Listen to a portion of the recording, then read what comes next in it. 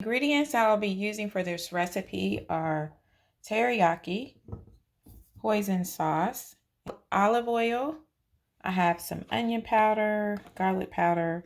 I'm using ground allspice.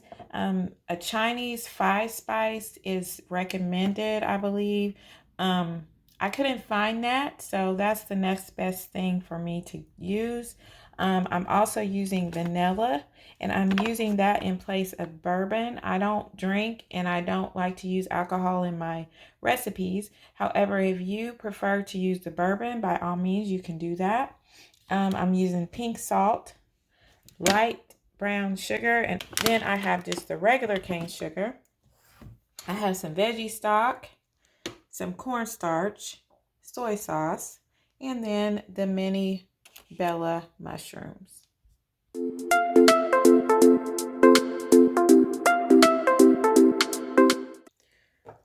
All right, now so I'm going to take my whole mushrooms here. Just looking at these, they kind of look kind of crazy on the bottom, y'all. And I'm going to cut these in quarters, and I think I'm going to get rid of the stems.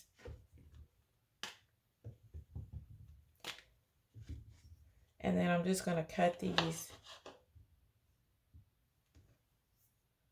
I don't like this white part here, but it's part of the mushroom. I'm cutting that off.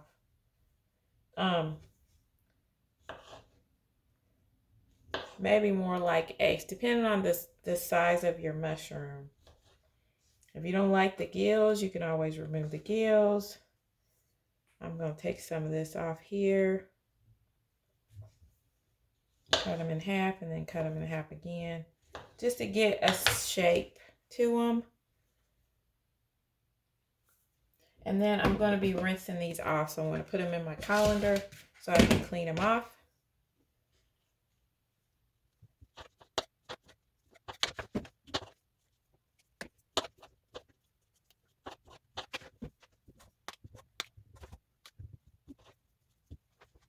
My mushrooms have been quartered and I washed them off. I also laid them out on a paper towel and got the excess moisture off. Sorry, I forgot to film that part, but you get the picture. They are not all wet. And the good thing about portobello mushrooms, they do have a little bit more sturdiness. I feel like more meaty texture to me. So got those all nice, cleaned, and dried off. So now I'm going to start to make a marinade for these. I only use 1 pack because I just want to make a small amount. But if you want, depending on how many people you're cooking for, you want to double this, you can. So we're going to start off with, we have 1 pack of mushrooms. Then we're going to use a 1/4 cup of packed brown sugar. Dump that in. We're going to use a 1/4 cup of soy sauce. And I am adapting this recipe from a regular bourbon chicken recipe by coopcancook.com. Coop Can Cook. She did a regular bourbon chicken recipe, and I've adapted her recipe. I've made a few changes, of course, using mushrooms instead of chicken, but also to the measurements and different things. So I want to make sure to give credit to that. I've also changed it and where I'm not using actual bourbon in mine. So we have 1/4 cup of soy sauce, 1/4 cup of teriyaki,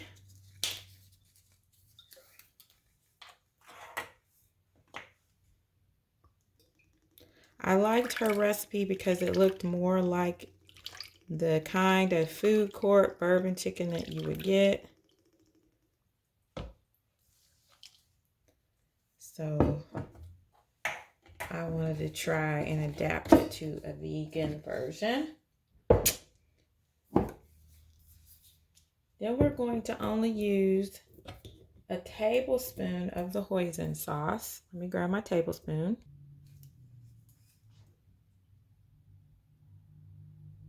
This reminds me of a barbecue sauce. So if you don't have hoisin sauce, I think you could probably get away with using a barbecue sauce because that's really what it looks like to me. Okay.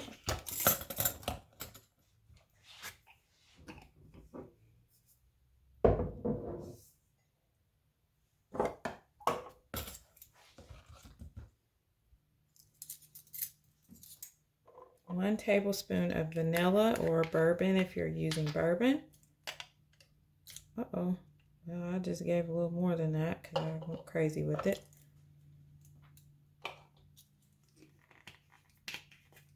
I'm going to go in with 1 tablespoon of olive oil. Of course, I grabbed the bottle of olive oil that wasn't open yet. 1 second.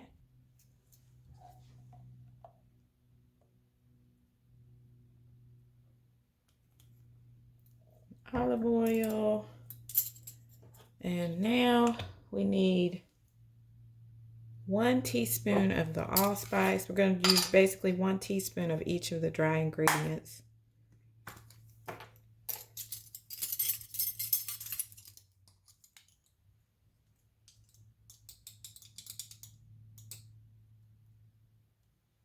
One teaspoon of allspice.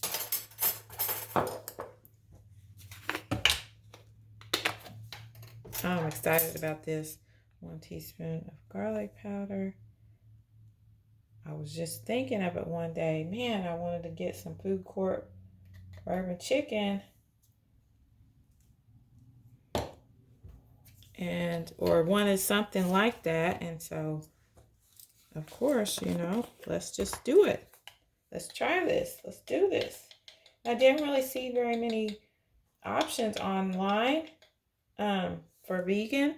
So I decided to try my own version. So here we go. All right. We have all the ingredients in. Oh, I need to put the pink salt. Actually make this a 1/2 teaspoon because it's already got soy sauce and these other flavors in here, and I don't want to overpower it. So let me just I'm gonna cut that down to just a 1/2 in my hand and sprinkle because it probably doesn't need that much salt.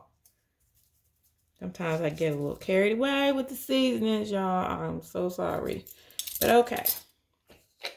Now, what we're gonna do with this is just stir it up. Make sure it's all mixed together. You could actually make that sauce separate if you wanted to. I just made it all in the bowl. And then we are gonna let this, oh man, look at this. Look at this, y'all. That looks so good. I just got excited. Okay. Bring it back, Dad. Bring it back. Come back. We're going to leave these to marinate. And really, this is a lot of sauce. A lot of times I make marinade and it doesn't cover everything. But this is enough. It's covering the mushrooms. I'm going to let them marinate for a couple of hours. And then I'll be back in the video.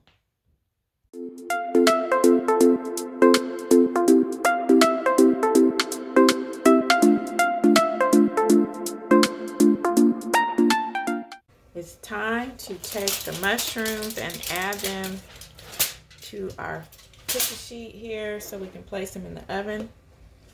I've had these marinating for about 2 hours. And something that I realized is that there's a lot of this marinade left over. So I'm going to actually probably use this for the sauce instead of creating a separate sauce. So we may not need the veggie stock and additional sugar. The recipe that I adapted this from, they use raw meat, so I can understand why they wouldn't want to use the marinade for sauce. But since we don't do that over here with the vegan side, we don't have to worry about that contamination. So Now I'm just going to take these and place them on this cookie sheet that I've lined with parchment paper. The idea scenario would be to have a cast iron skillet or a griddle. I don't have either one. So I'm going to try this in the oven. And hopefully I can get that same kind of crispiness from that. But if you have a cast iron skillet or griddle, then you would want to fry them on that. So I'm just going to place these on the cookie sheet. Some of that juice is good to have on there to kind of give it that caramelization as well. So don't worry about that.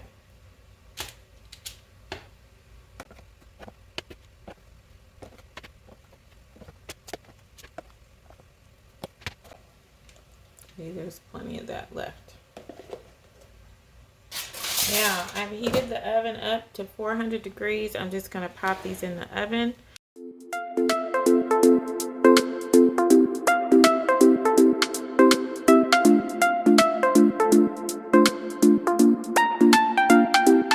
They're looking amazing. I have them in the oven for about 24 minutes, just enough to cook off that marinade and give it a little bit of that grilled flavor.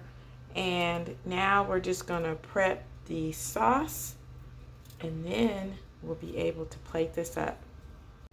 We are going to just use that marinade that we had.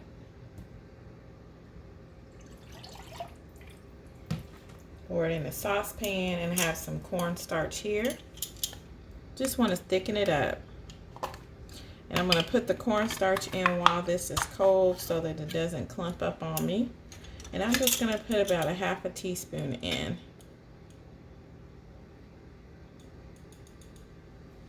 You can always add a little bit more if needed. But you'll want to bring this to a boil to get this thickened. You may need to use a whisk, but it should dissolve since we put it in cold. Yeah, see, it's dissolving.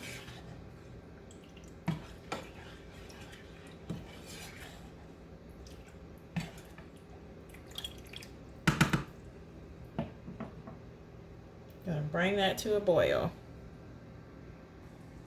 I did go ahead and end up adding another half a teaspoon of cornstarch to get the consistency that I was hoping for.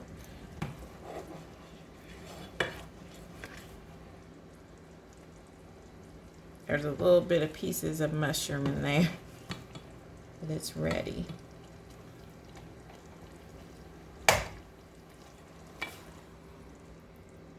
Hold that up so you can see.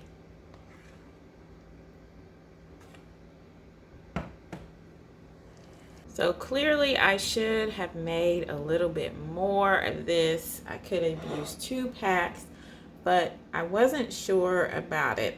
So it turned out really good, I think. Now we have this sauce that we made, and I'm just going to drizzle that on to add a little bit more flavor and coating.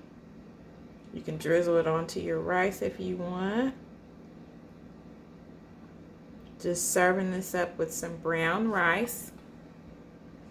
And I've chopped up some green pepper. Or I'm sorry, green onion.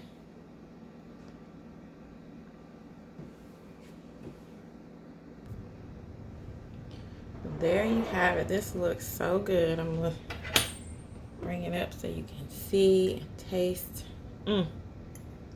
I'm excited.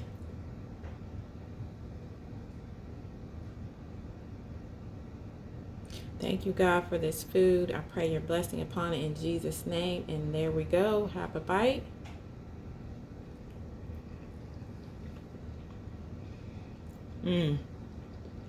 Wow, that's good. The sauce has a lot of flavor to it. The rice is good with it.